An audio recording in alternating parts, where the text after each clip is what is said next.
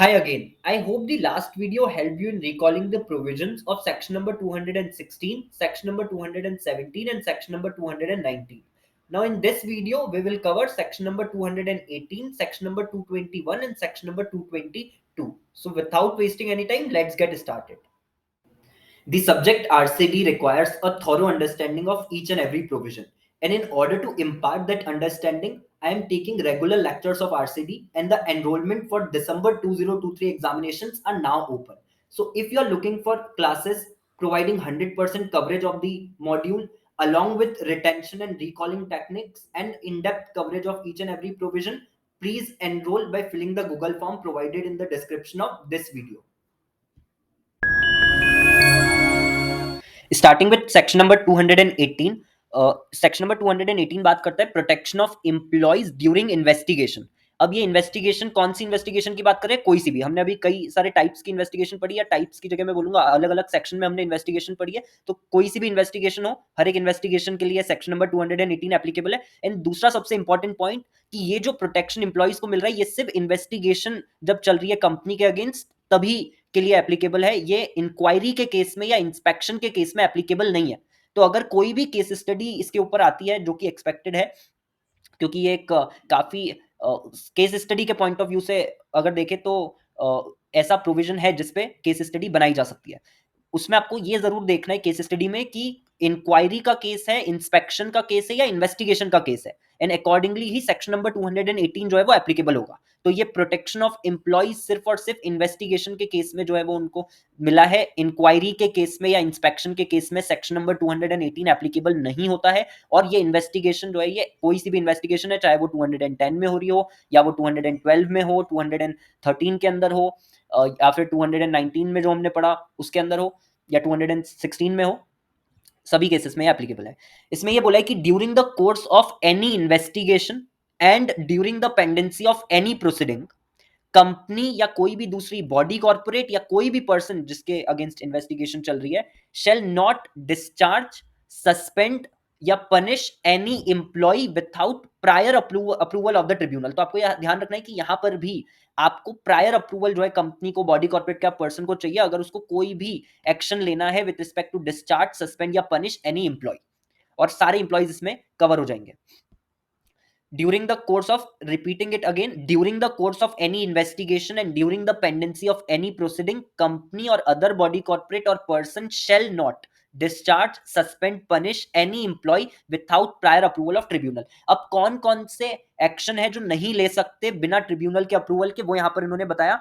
Following actions are not permitted without tribunal's approval. सबसे पहले to discharge और suspend any employ या to punish any employ whether by dismissal, removal, reduction in rank या otherwise, and to change the terms of employment to his disadvantage.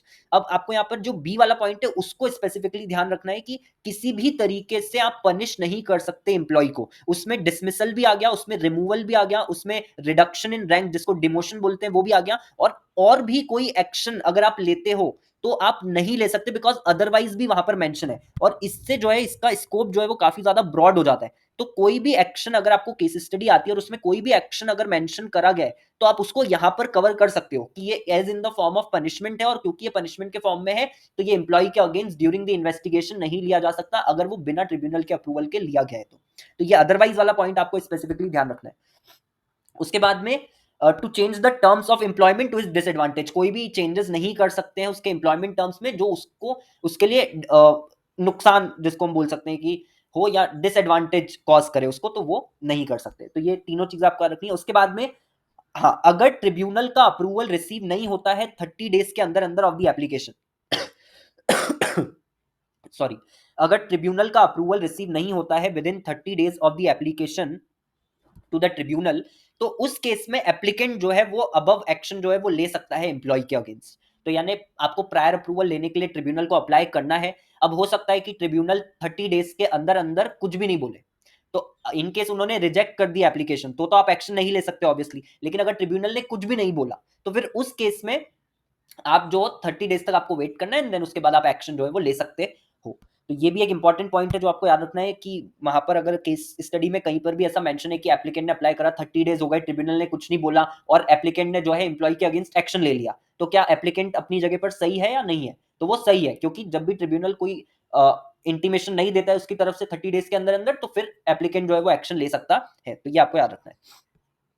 उसके बाद if applicant not satisfied with the tribunals objection, अब से for example applicant ने tribunal से approval लेने के लिए अप्लाई करा और ट्रिब्यूनल ने उसके खिलाफ जो है ऑब्जेक्शन उठा लिया और एप्लीकेंट उस ऑब्जेक्शन से सेटिस्फाइड नहीं है, तो उस केस में एप्लीकेंट जो है वो 30 डेज के अंदर अंदर of the receipt of objection, with in 30 days of the receipt of objection notice एक अपील कर सकता है अपीलेट ट्रिब्यूनल को। और अपीलेट ट्रिब्यूनल को जब अपील करी जाएगी तो अपीलेट ट्रिब्यूनल का जो भी डिसीजन होगा वो डिसीजन फाइनल होगा और वो पार्टीज के ऊपर जो है वो बाइंडिंग होगा। तो ये चीज आपको याद रखनी है कि अपीलेट ट्रिब्यूनल के पास अपील एप्लीकेंट कर सकता है अगर वो सेटिस्फाइड नहीं है ट्रिब्यूनल के ऑब्जेक्शन से, और अगर वो ऐसा करता है तो अपीलेट ट्रिब्यूनल जो भी डिसीजन देगा वो फाइनल और बाइंडिंग होगा। इसका मतलब ये हुआ कि जो एप्लीकेंट है अगर डिसीजन उसके फेवर में नहीं आता है तो आगे क्या एप्लीकेंट और अपील कर सकता है? नहीं।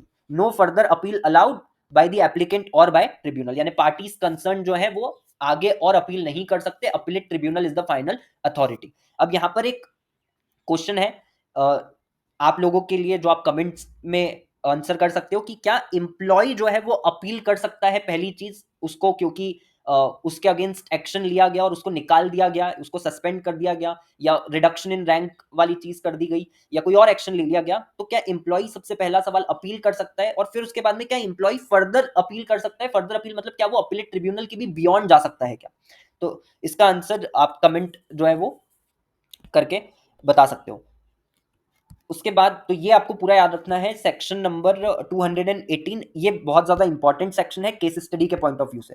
इसमें इंपॉर्टेंट चीज़ें सिर्फ यही है कि एक तो ये इन्वेस्टिगेशन के केस में ही प्रोटेक्शन अवेलेबल है, चाहे वो कोई सी भी इन्वेस्टिगेशन हो, इंक्वायरी इंस्पेक्शन के केस में नहीं है।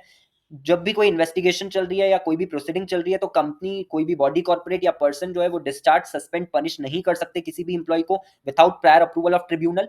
कौन कौन से एक्शंस नहीं ले सकते ट्रिब्यूनल के अप्रूवल के बिना? तो डिस्चार्ज या सस्पेंड नहीं कर सकते इंप्लॉय को, पनिश नहीं कर सकते इंप्लॉय को weather by dismissal, removal, reduction in rank या अदरवाइज। अदरवाइज वाला पॉइंट आपको याद रखना है क्योंकि इस पे भी स्पेसिफिकली केस स्टडी आ सकती है। एंड चेंज नहीं कर सकते हैं terms of employment to his disadvantage. उसके बाद ट्रिब्यूनल का अप्रूवल अगर रिसीव नहीं होता है 30 डेज के अंदर अंदर ऑफ द एप्लीकेशन, तो एप्लीकेंट जो है वो अबव एक्शन ले सकता है अगेंस्ट द एम्प्लॉय। और अगर एप्लीकेंट सेटिस्फाइड नहीं है ट्रिब्यूनल के ऑब्जेक्शन से तो वो 30 डेज के अंदर अंदर of receipt of objection notice एक अपील कर सकता है अपीलेट ट्रिब्यूनल को, और अपीलेट ट्रिब्यूनल का जो भी डिसीजन होगा वो फाइनल और बाइंडिंग होगा पार्टीज कंसर्न पे, यानी कोई भी फर्दर अपील जो है वो अलाउड नहीं है बाय द एप्लीकेंट और बाय ट्रिब्यूनल। और यहां पर एक क्वेश्चन जो है वो है कि क्या एम्प्लॉय अपील और फर्दर अपील कर सकता है क्या?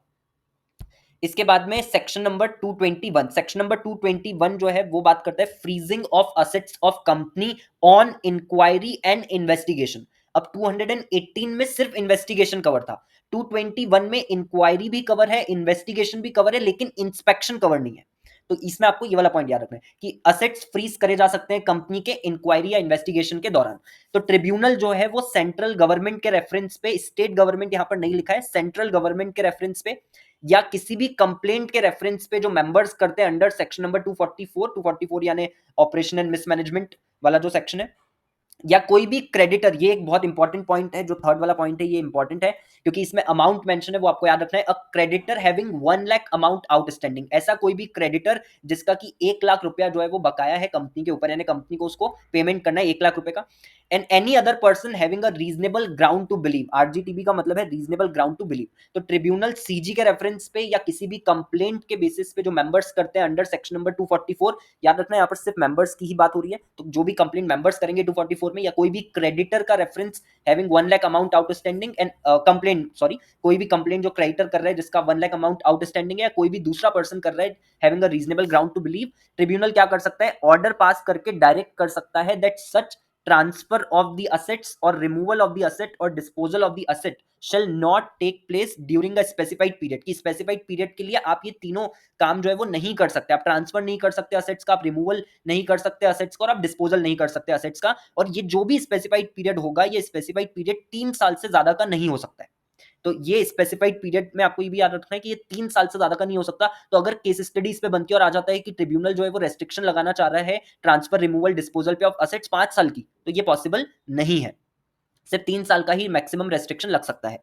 उसके बाद आगे लिखा है may take place subject to such conditions and restrictions as it may deem fit, और ये स्पेसिफाइड पीरियड 3 साल से ज़्यादा का नहीं होगा, और ये जो भी रेस्ट्रिक्शन लगाई जाएगी उस पे और भी कोई कंडीशन वगैरह या रेस्ट्रिक्शन अगर ट्रिब्यूनल को, ये जो फ्रीजिंग है असेट्स का ये जो करा जा रहा है, इसमें अगर कोई और भी कंडीशन या रेस्ट्रिक्शन ट्रिब्यूनल को इंपोज करना है तो वो ट्रिब्यूनल जो है वो इंपोज कर सकता है।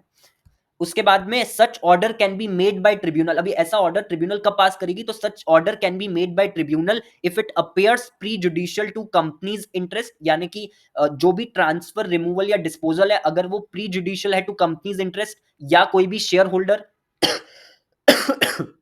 सॉरी, प्री जुडिशियल है टू कंपनीज इंटरेस्ट या कोई भी शेयर होल्डर या क्रेडिटर्स या इन पब्लिक इंटरेस्ट, तो चारों में से किसी भी केस में ये ऑर्डर जो है वो पास कर सकते हैं फ्रीजिंग ऑफ असेट्स का। चार क्या चीज है, prejudicial to company's interest या शेयर होल्डर या क्रेडिटर्स या इन पब्लिक इंटरेस्ट।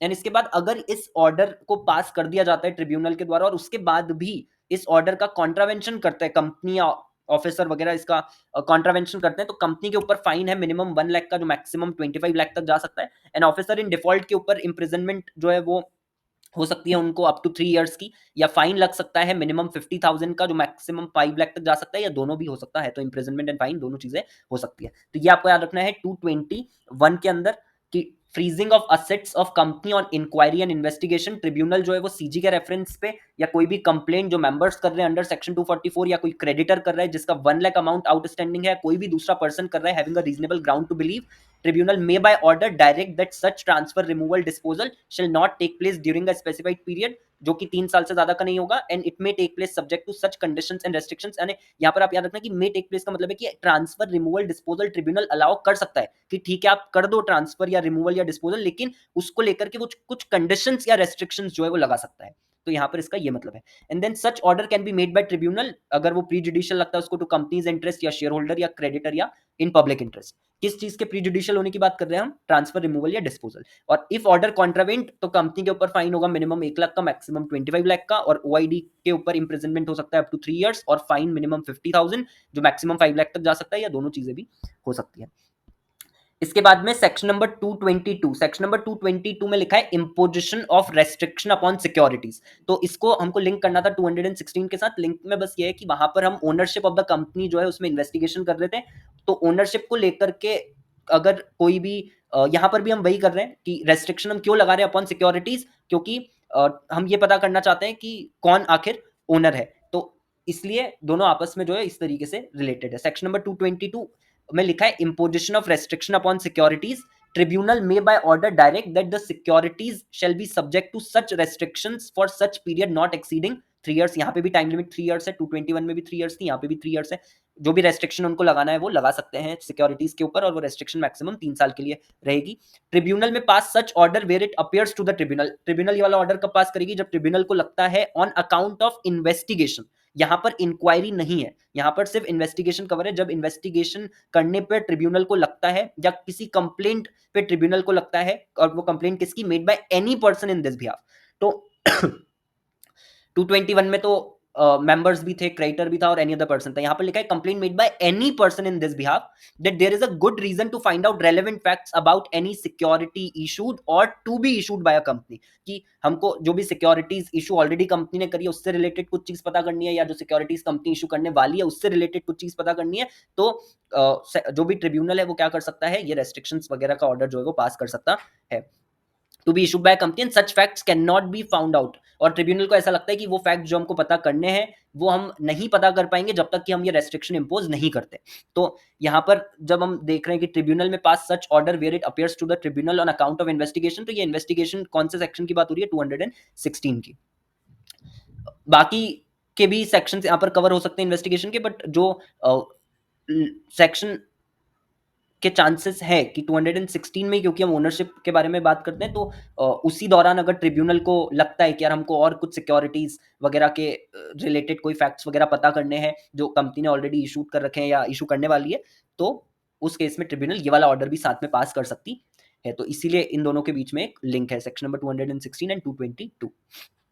तो ये आपको पूरा सेक्शन नंबर 222 जो है ये चीज याद रखनी है। उसके बाद में सेक्शन नंबर 222 का सबसेक्शन 2 जो है उसमें लिखा है कि अगर कंपनी इशू करती है या ट्रांसफर करती है या एक्ट करती है upon the securities in contravention of subsection 1, तो उस केस में कंपनी के ऊपर फाइन होगा 1 लाख से 25 लाख तक का, और ओआईडी को इंप्रिजनमेंट हो सकती है अप टू 6 मंथ्स की, या फाइन लग सकता है 25,000 से 5 लाख तक का, या दोनों हो सकता है। तो यहाँ पर ये पनिशमेंट की जो है लिमिट आपको याद रखनी है, और 221 में भी ऐसी लिमिट थी 1 लाख से 25 लाख तक, और यहाँ पर बस इम्प्रिजनमेंट था अप टू 3 ईयर्स, और यहाँ पे इम्प्रिजनमेंट है अप टू 6 मंथ्स, और यहाँ पे फाइन था 50,000 टू 5 लाख, और यहाँ पर है फाइन 25,000 से 5 लाख। तो बस इतना सा अंतर है, बाकी सेम है। 221 एंड 222 आपको दोनों याद रखना है, 218 जो है वो याद रखना है। 218 is protection of employees during investigation, 221 freezing of assets of a company on inquiry and investigation, and 222 imposition of restriction upon securities. I hope this video helped you in recalling the provision and get better understanding of the provisions discussed. Thank you so much for watching this video, and I will see you in the next one.